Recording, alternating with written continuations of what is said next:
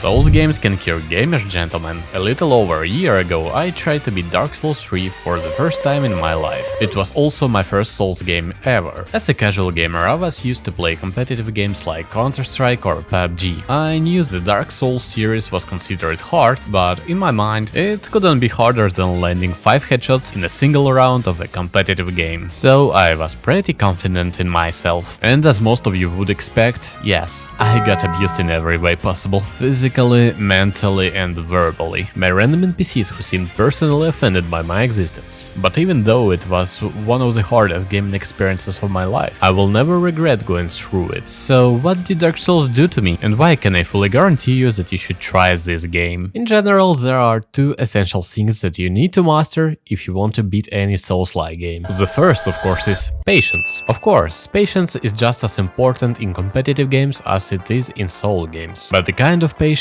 you need in competitive games is nowhere near the patience required in a Souls game. The main difference between them is time. In competitive games, you often have only seconds before your opponent annihilates you. Sure, good timing can let you catch them off guard, maybe when they're fumbling their pants. But if their reaction time and aim are better than yours, well, you're screwed. In Souls games, timing is everything. You don't have to be fast, you have to be precise. Let's take the parry system as an example. When your opponent charges at you, you have to press the parry button at the exact moment your shield hits their weapon. Too slow, you get spanked. Too fast, you get spanked. Only when you hit the timing just right, you get to be the one who delivers the spanking.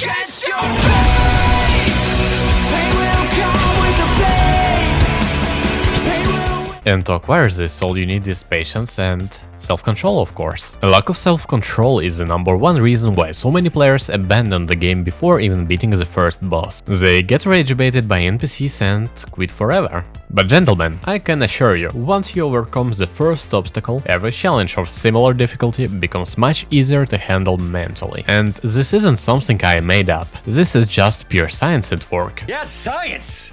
A quick guide to dopamine. Dopamine is your brain's favorite reward. Every time you eat something delicious or dominate your enemies, dopamine is released in your brain, and it makes you feel excited. But in modern gaming, you get too much of instant dopamine. That's why you don't feel like spending time learning something new or working towards something difficult. Even though Souls games are entertaining, they demand far more effort than competitive games. And addiction to instant dopamine is exactly what makes you struggle to achieve your goals. Which brings us to the second thing you need to learn if you want to beat the shit out of this game. The ability to achieve your goals is very underrated. You might be a very skillful player, or you might be incredibly patient. But what's the point of all of that if you are too lazy to finish what you started? Imagine you set a goal. Let's say your goal is to pull that Vtuber baby from Twitch. You've got everything you need: money, confidence, strategy, whatever you want to call it. But you are too lazy to even start, too comfortable in your little digital cave, too used to dominating pixels instead of taking real risks. What's the point of having potential if you never act on it? And that's exactly why you should try Dark Souls. It took me almost 3 months to beat the soul of Cinder, not because he was the hardest boss in Dark Souls,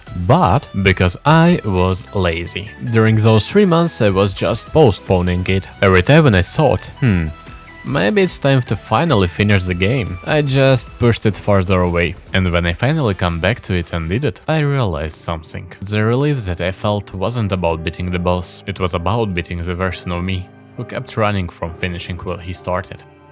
And to be fair, there's a psychological effect behind this as well. When you set a goal, your brain doesn't just forget about it, it keeps it open until it's completed. And when you set too many goals without finishing them, you overload your own mind. The more unfinished tasks you carry, the more frustrated and mentally drained you feel. So if you decide to achieve something and you know you're capable of it, don't postpone it. Just do it. After I beat Dark Souls, I started to realize some small changes in my real life as well. First of all, my stress resistance has increased. And the second thing that has changed in me is that I postpone much less than I used to. Even though it may seem as a small changes, everything big starts from something small. As you can see, there's a lot of good things that can happen to you if you simply decide to try Dark Souls. So maybe take a break from endlessly grinding competitive games. Try something that challenges you differently. You might lose, but you might also grow. Take care, gentlemen.